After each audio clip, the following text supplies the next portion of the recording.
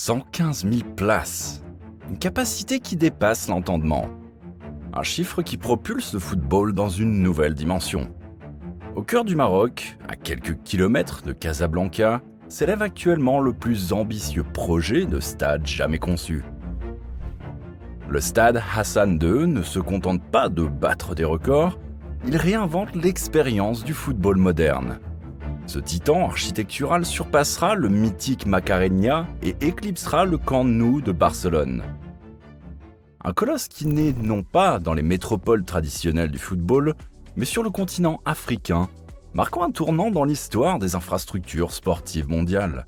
À 34 km de la capitale économique marocaine, ce mastodonte de béton et d'acier prend forme au cœur d'une forêt centenaire. Un emplacement qui ne doit rien au hasard, symbole d'une vision où nature et architecture fusionnent pour créer bien plus qu'un simple stade de football.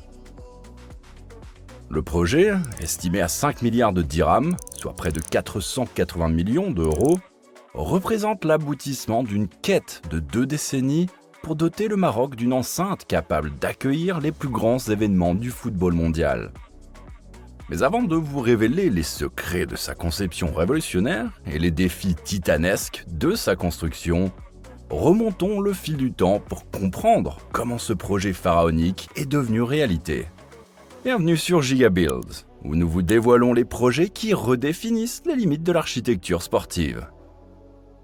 L'histoire du stade Hassan II est celle d'une persévérance acharnée, marquée par une succession de projets avortés et de renaissance. Tout commence en 2004, lorsque le Maroc postule pour l'organisation de la Coupe du Monde 2010. Un premier projet grandiose voit le jour, mais s'évanouit avec l'attribution de la compétition à l'Afrique du Sud. En 2010, le gouvernement relance l'initiative. Le cabinet Archidesign de Casablanca, associé au studio SAU de Paris, reçoit alors un stade audacieux inspiré de la Rose des Sables. Le site choisi, Sidi Moumen. Mais les études géologiques révèlent des failles importantes dans les sous-sols, condamnant ce deuxième projet à rejoindre les archives de l'histoire. Les années suivantes voient défiler différentes propositions. Tite Melil en 2010, puis l'AREF en 2011. Chaque tentative se heurte à des obstacles techniques ou financiers. Le rêve marocain d'un stade monumental semble s'éloigner, jusqu'à la candidature pour le Mondial 2026. Une nouvelle fois, le projet renaît de ses cendres, cette fois-ci à El Mansouira.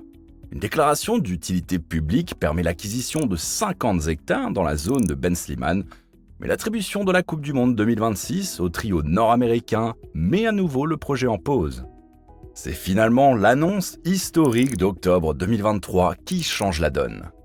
Le Maroc devient co-organisateur de la Coupe 2030 aux côtés de l'Espagne et du Portugal.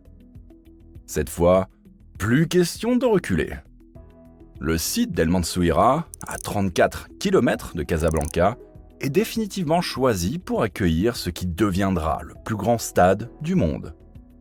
L'emplacement retenu n'est pas un choix anodin. Niché au cœur de la forêt de Ben Slimane, un trésor naturel de 58 000 hectares, le stade s'inscrit dans un écosystème unique. Cette forêt, qui représente 25% de la superficie boisée de la région, abrite une biodiversité exceptionnelle. Des vallées verdoyantes, des lacs naturels, des grottes mystérieuses et une faune endémique rare. Le défi ? Intégrer une structure monumentale de 115 000 places dans cet environnement sensible, tout en préservant l'équilibre écologique fragile de la zone. Le projet ne se contente pas d'occuper l'espace, il doit se fondre dans son environnement, devenir une extension naturelle du paysage forestier qui l'entoure. Le complexe sportif s'étendra sur 100 hectares, faisant de lui le deuxième plus grand au monde dans sa catégorie. Mais contrairement au méga-projet du Moyen-Orient, construit ex nihilo dans le désert, le stade Hassan II doit composer avec un environnement vivant, riche d'histoire et de biodiversité. Une contrainte qui s'est transformée en opportunité pour les architectes, poussés à repenser fondamentalement la relation entre architecture sportive et nature. La signature architecturale du stade Hassan II porte l'empreinte de Tariq Oulalou, architecte franco-marocain dont le portfolio inclut déjà des œuvres emblématiques comme le musée du Volubilis et le pavillon du Maroc à l'Expo 2020 de Dubaï. Pour ce projet titanesque, il puise son inspiration dans 3 éléments fondamentaux de la culture marocaine: le moussem, la tente traditionnelle et le jardin ancestral. Le toit du stade constitue sa pièce maîtresse. Une structure translucide en aluminium qui semble flotter au-dessus des tribunes, créant un dialogue visuel avec la canopée environnante de la forêt de Ben Slimane. Ce n'est pas un simple abri, c'est une réinterprétation moderne de la tente nomade, un clin d'œil aux traditions millénaires du royaume chérifien. La géométrie du stade s'articule autour d'un système unique de 32 escaliers monumentaux. Ces derniers ne sont pas de simples voies d'accès, mais de véritables promenades architecturales qui s'élèvent à 28 mètres au-dessus du sol. Chaque palier devient une plateforme belvédère, offrant des vues panoramiques sur la forêt environnante et transformant l'ascension vers les gradins en une expérience à part entière. Les extrémités du stade révèlent une prouesse technique particulière. 3 niveaux compacts et abrupts, capables d'accueillir chacun 29 500 spectateurs. Cette configuration crée un mur humain impressionnant, générant une acoustique unique et une atmosphère électrique les jours de match. L'inclinaison des tribunes a été minutieusement calculée pour garantir une visibilité optimale depuis chaque siège, même dans les rangées les plus éloignées. Le long des tribunes principales, chaque niveau d'espace VIP s'étage avec élégance. Ces zones premium, pouvant accueillir jusqu'à 12 000 spectateurs privilégiés, redéfinissent les standards du luxe dans les enceintes sportives. La loge royale, point culminant de ces espaces, s'inspire des motifs géométriques de l'art islamique, créant un écrin digne des plus grands événements internationaux. Les concepteurs ont porté une attention particulière à l'intégration de jardins suspendus sur les différents niveaux du stade. Ces espaces verts ne sont pas de simples ornements, ils jouent un rôle crucial dans la régulation thermique naturelle du bâtiment et créent une transition harmonieuse entre l'architecture moderne et l'environnement forestier. La pelouse, élément central de l'édifice, bénéficie des dernières innovations en matière de drainage et d'entretien.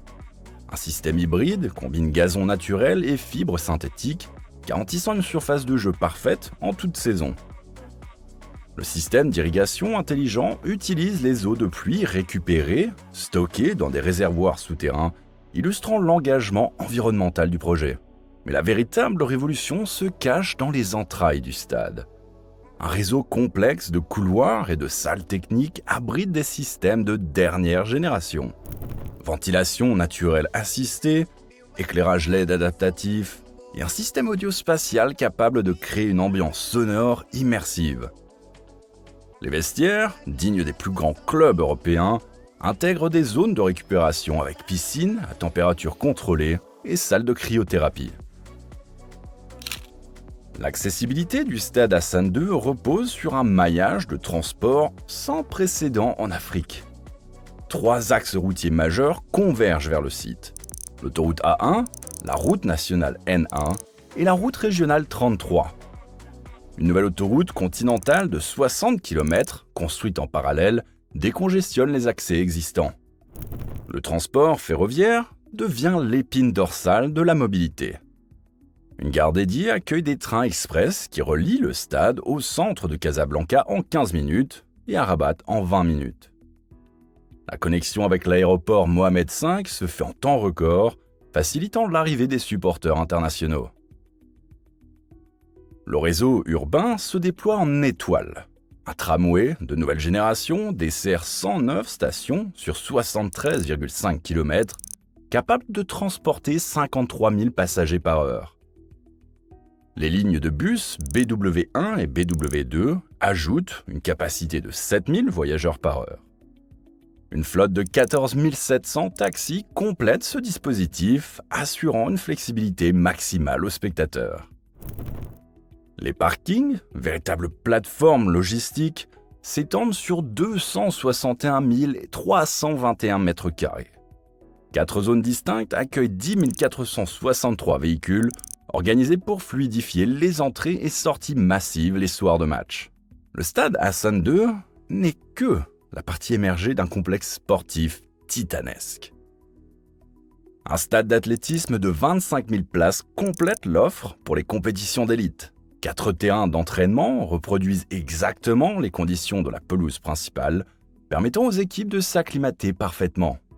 Une salle omnisport modulable accueille basketball, volleyball et handball au niveau international. La piscine olympique, dotée d'un toit rétractable, répond aux standards les plus exigeants de la FINA. Un centre de gymnastique ultra-moderne complète ces installations de pointe. L'innovation majeure réside dans le centre de formation et de recherche sportive. Des laboratoires d'analyse du mouvement côtoient des salles de simulation atmosphérique permettant aux athlètes de s'entraîner dans des conditions reproduisant celles de n'importe quel stade du monde. La construction dans la forêt de Ben Slimane impose des contraintes uniques. Les architectes ont développé une méthodologie de construction suspendue. Les grues opèrent sur des rails surélevés, minimisant l'impact au sol. La terre excavée est intégralement réutilisée pour modeler le paysage environnant. Le système de gestion des eaux pluviales devient un modèle d'ingénierie verte. Les toitures collectent l'eau de pluie, dirigée vers des bassins de rétention qui alimentent non seulement l'irrigation du stade, mais aussi maintiennent l'équilibre hydrique de la forêt environnante. La biodiversité bénéficie d'une attention particulière. Des corridors écologiques traversent le site, permettant à la faune de circuler librement. Les éclairages sont orientés pour minimiser la pollution lumineuse, protégeant les espèces nocturnes. Et des ruches sont installées sur les toits terrasses, contribuant à la pollinisation de la végétation locale. Le complexe vise une autonomie énergétique totale. Des panneaux solaires semi-transparents intégrés à la toiture produisent 40% des besoins en électricité. Un système de cogénération alimenté par la biomasse forestière complète la production d'énergie, rendant le stade neutre en carbone. Voilà comment une nation réinvente l'architecture sportive, fusionnant l'ambition et respect environnemental. Qu'en pensez-vous ? Le stade Hassan II marque-t-il le début d'une nouvelle ère pour les méga-infrastructures sportives ? Partagez vos réflexions dans les commentaires. Merci d'avoir suivi cette plongée au cœur du plus grand stade du monde.